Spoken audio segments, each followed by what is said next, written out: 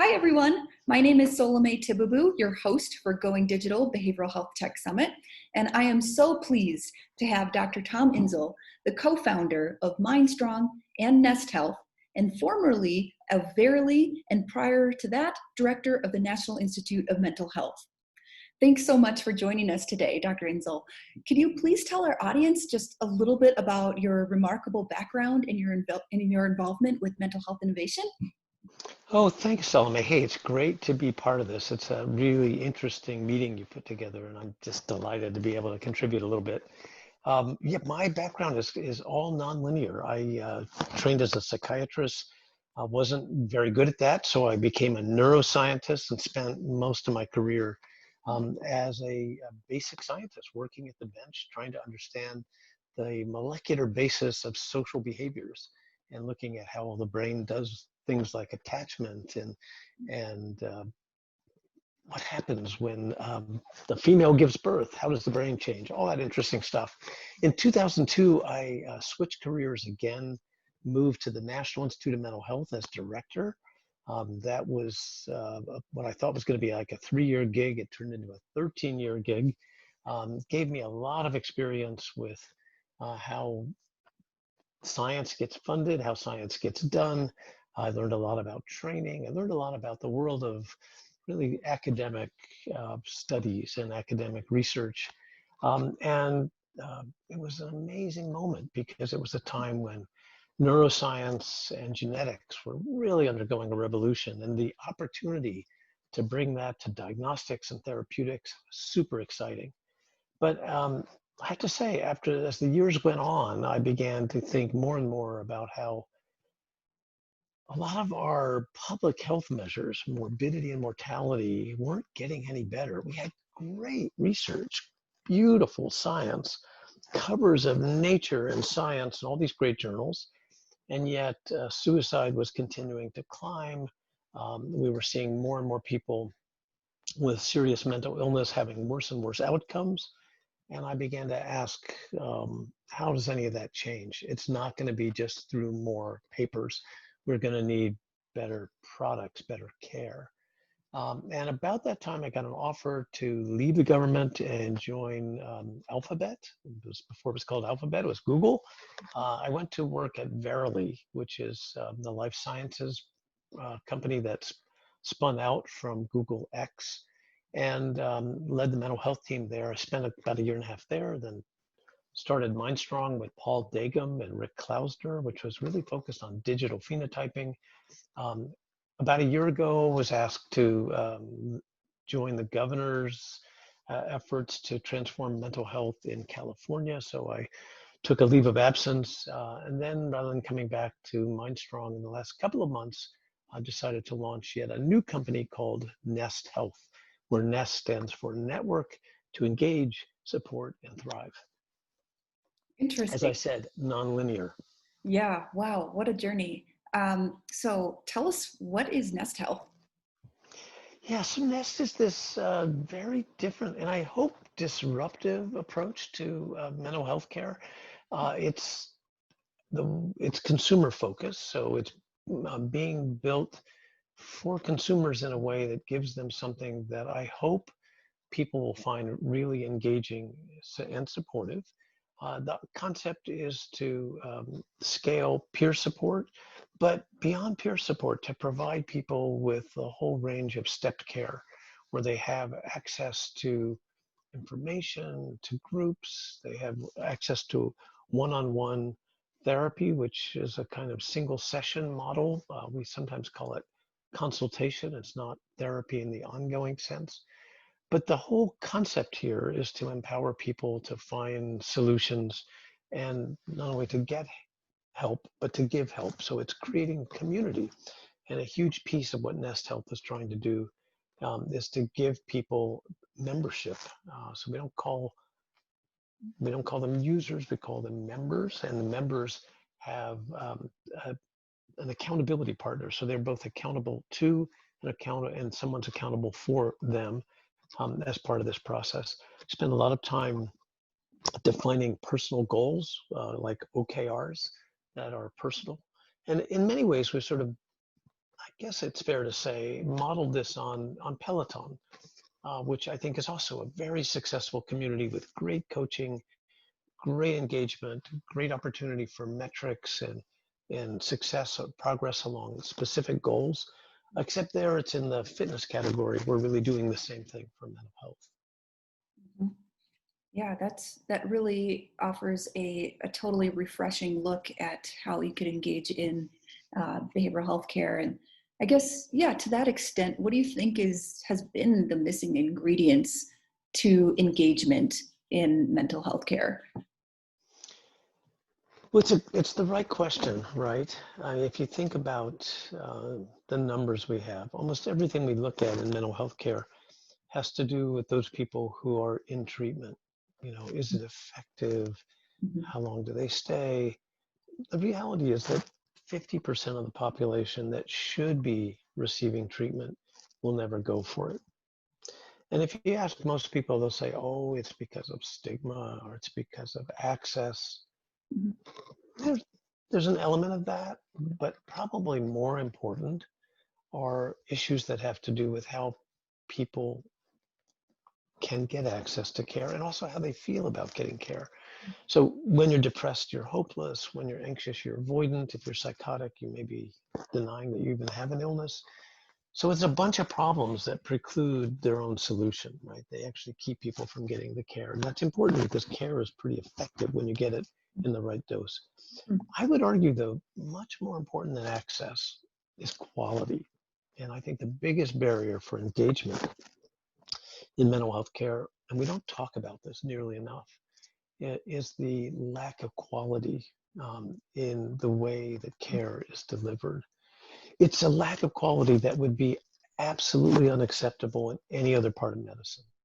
And yet in mental health care, we accept that. We assume that's the way it's going to be. The argument behind this is that it's hard to say that there's a lack of access when we have 600,000 providers in the United States in the whole mental health care workforce. That is a huge number in reference to any other part of medicine. That's a big number. So it's not like there's no one out there. But you know that 50% of the providers don't take insurance. In studies that have been done on their training, over 60% of the social workers, psychologists, the non-MD providers, over 60% have no training in any evidence-based practice of psychotherapy. So there's very little quality control here, and nobody measures anything. Mhm. And in the absence of measurement, as others have said, your confidence grows much faster than your accuracy. What you end up doing is the same thing over and over and not knowing whether it works or not. So you're not going to be able to improve quality in a field where you don't measure, you don't collect outcomes. And this is the only area of medicine where that would be true. And it is one of the things when you talk about barriers that we're going to have to overcome. We're going to have to figure out how to improve quality by making sure we have appropriate training and we have consistent, objective, actionable measurement. Mhm. Yeah, it's great insights. That's, I guess, on that front, how do you think that? I mean, clearly there's a lot of room for improvement and innovation in light of everything you're saying. What do you think have been the barriers for innovation in mental health really taking hold in this space? Yeah, oh gosh, there are a bunch of tough things here. Part of it is, um, and this isn't just digital, but I would say that in the mental health field, broadly speaking, for the last 4 or 5 decades, um, the biggest barrier for us has been what I'll call magical thinking. There's been this assumption that there was going to be a drug, or there was going to be a therapy, or there might be a device. And if we just get the right dose of any of those things at the right time, this problem would be solved. That these would be, they'd be like, it's like trying to treat an infectious disease with an antibiotic. That was the model that we've used in thinking about these very complicated, multi-dimensional, multi-determined problems that go under the rubric of mental disorders. They're not infectious diseases. They're not caused by a simple bug that can be treated with a simple drug. And the barrier to progress here has been this tendency to think magically that such a complicated problem could have a very simple solution. I wish that were the case. It would be terrific had there been a drug or had there been an insight that or some therapy that would just do this. If people aren't like that. And so dealing with the complexity of this has been something that we generally haven't been able to tackle. Part of it, frankly, has to do with coming from a kind of medical model where you looked at infectious diseases and you assumed that if we just got smart enough and got the right molecular target and the right drug, bingo, this problem is gone. And it turns out that may not be the case here. Now, maybe it will be. Maybe we'll all be surprised. Wouldn't that be awesome? More likely, it's going to require multiple different approaches that are brought together in an integrated and consistent fashion and that are done with good measurement. So you can actually titrate how you do this. That could mean medication, it could be psychotherapy, it could be rehabilitative services, and they're all ongoing and they're done in a way that actually engages people because they're given agency in every step of that process. We haven't done any of that. We actually do it better in some parts of medicine, particularly in diabetes, we do it a little bit better. But for whatever reason, in mental health care, we're still victims to this. Either I'm going to do therapy, or I'm going to do medication, or if you have a serious mental illness, we're going to put you into some repeated hospitalization with a little bit of incarceration mixed in there. Whoever thought that was going to be the solution for these complex problems? So we can do so much better if we just start thinking about this with the complexity that it deserves, and we can begin bringing these different, very powerful approaches we have. We have really good stuff to offer, but it has to be offered in a way that's not so fragmented and it's not so episodic. Mm-hmm. That makes a lot of sense. And from even what you said, from a consumer's perspective or end user, that thing about hoping that there's just one magic pill. And I know even in my own personal experience, I think it was surprising to me that it actually takes work to improve my mental health. And I don't know if that's really the story we're told in a lot of places. It takes work and takes time. And by the way, it takes hope. Mm. And hope is partly a function of having a connection with somebody who's been there. And so there's so much we can do here. I'm like super optimistic and really excited about the things we have to offer, but I'm also very frustrated that we don't offer them in a way that's actually effective. And that's, in a way, the problem for me isn't that we don't know what to do, that we don't have treatments. We have really good treatments, and we do know what to do. The real problem is we don't do it. And that's actually, to me, a more tractable problem than trying to come up with a vaccine for COVID-19, which we don't have. That's a hard problem for a lot of good scientific reasons.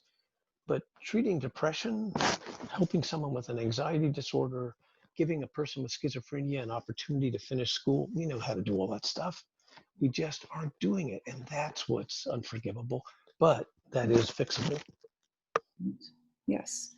Yeah, I'm pretty optimistic about that too. And throughout the day, in various talks, we're talking about what are some of these other barriers that are stopping those things from happening, and everything coming up from more novel reimbursement strategies to consumer sentiment. But it does seem like things are changing on a lot of those fronts. So I'm also very hopeful.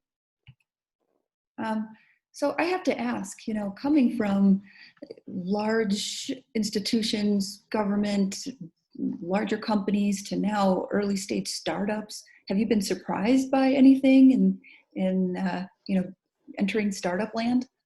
I love startup land. It's wacky, right? It is like intense, and every 2 weeks your product looks different, and people come and go, and it's a wild and crazy ride. But how exciting, especially in this space for mental health, because we need some really disruptive products and disruptive innovation.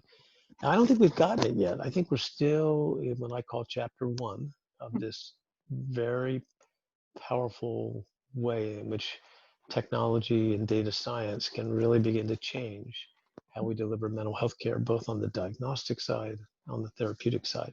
Super exciting. I think it's going to happen in startups. How much I wished it could happen in big companies. I thought, when I started, I thought, wow, Google, they understand scale. They are going to crush this. They're going to figure this out. I don't know. It's hard for big companies to have the public trust in this space. And even more than diabetes or heart disease, this is an area where people really have to feel comfortable in sharing private information. And that's not always the case for the big companies. So startups have an edge there because they can do it, hopefully, with that sense of privacy protection, although that hasn't always happened. And that's maybe grounds for another meeting that you could hold, is to figure out how to do this well and how to make sure that members or users or consumers, whatever we call them, really have the kind of trust that this deserves. Government is the other place, right? Because of those years in NIMH, I think the question for me was, could we do some of this?